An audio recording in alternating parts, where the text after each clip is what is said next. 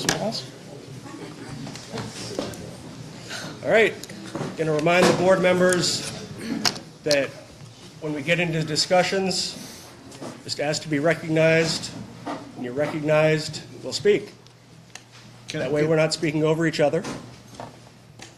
Yes, Alex? Point of clarification, just for expectation-wise. Yes. As open for citizens' comments, are they comments or can they ask questions and are we allowed to respond to them? I'm new again, so I'd like to get a better understanding. Typically, and the preferable way is for the citizens to make their comments, and they can direct any questions to the superintendent or the staff, but usually board members are not supposed to be engaging in citizens' comments. Thank you.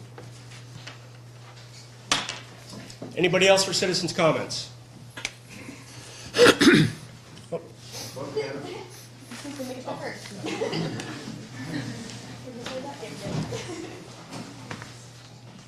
I'm Jonathan Young, Ward 1. I want to piggyback off of the statistics that Lexi presented. I thought they were fantastic. They gave some great numbers to what is an essential part of the school. And I guess I'm a little concerned because in the last meeting, there was quite the discussion about the value of having a crisis counselor, having a student resource officer, and having a social worker.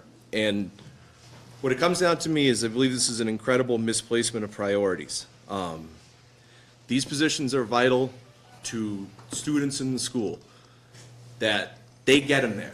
They get these kids to school. I think that was a comment used last week. And they come with baggage. The part of being a teacher that people from the outside of education don't see is the baggage the kids carry with them. Okay? So to say that it's not our jobs in the school to assist with all that, it is. That's part of it. Kid comes into your classroom, he's having a bad day because something happens at home. You got to unpack all that baggage and you have to teach that student, regardless of where his head's at when they come into school. These positions are vital because they assist teachers. These are trained specialists in what they do. So I understand money's tough, taxes are high. No one likes paying taxes. But if we're going to value things, let's take a good hard look at where we're placing our value. These are essential positions to the school. That's all I got. Thank you. Thank you.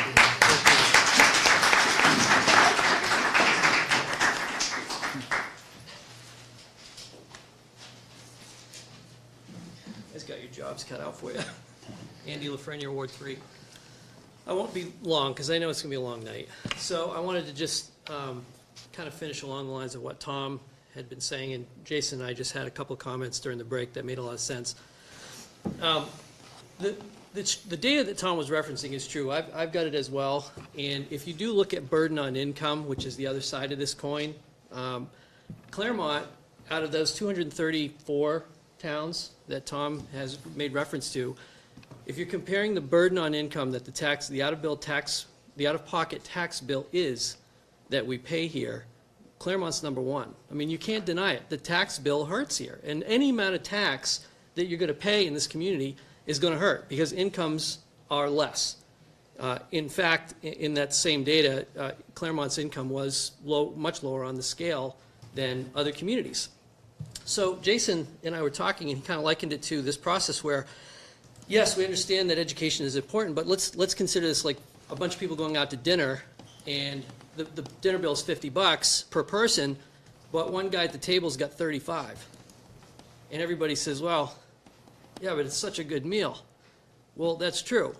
But if the guy can't pay, he still can't pay. So our job here, and I think everybody would agree on this, is to balance out the need for a meal that more people can afford, but not put us into a situation where the meal is so bad that people won't come to the restaurant. Because that's what's happening. When we, in the economic development world, are talking to people, I mean, this just happened 2 or 3 times last week, when we're talking to folks about where they're going to bring their employees and how they're going to try to get folks to come and be where they want to grow or place their business, you have the Zillow effect. This is a real thing. People are going to the online to find their potential place to live. They're seeing excellent real estate values in Claremont because it's a buyer's market here. And the next step is they're going down to see where the schools rate. And if they see low ratings on the school, it's click to the next community. And that's what's happening. That's where people are going to other places. So it's important to recognize that people in this community are struggling, that incomes are low. How we go about going from that point forward is, I think, where everybody kind of loses their I don't want to say their minds, but people start arguing about which direction they're going to go in. Many people feel like we have to expand the tax base in order to grow this thing. And we've had some luck in the last couple of years where things have been growing and things are going to continue to grow. But that's going to be exponentially harder if we're at the point where nobody comes to the restaurant to eat anymore. So I think you guys have a tough job, but we have to consider the fact that long-term growth is the solution here, aside from bringing torches and pitchforks to Concord, which ultimately is the real issue. We can't continue to be downshifted on with, what, $270,000 a year, and what was city manager Ryan was saying last week, $900,000 a year for the city. I mean, at some point you have to say, okay, we've cut to the bottom. There isn't any more we can do without making the restaurant food so poor that people aren't going to come anymore. And at that point, somebody's got to start paying attention and bring this to Concord, because otherwise we're going to have this fight every single time there's a budget. Thanks.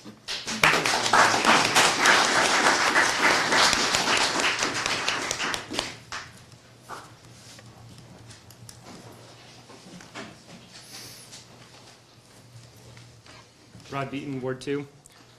Andy did a great job of summing up pretty much everything I was going to say there, but my wife and I both grew up in Claremont. We went through the town, went through the school district, public schools here. We moved away for a while. We made the decision to move back with the hope that, in the belief that Claremont and the school districts were moving in the right direction and that they'd be a good place to raise our kids.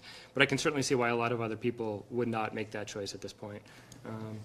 Like Andy said, the cuts that can be made to the budget aren't going to have enough of an impact on the tax rate that's going to change people's opinions of the city.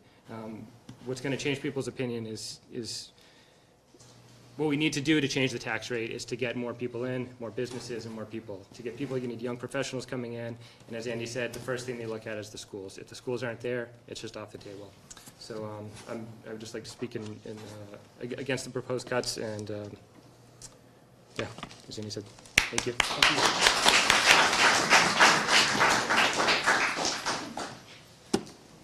Anybody else for citizens' comments?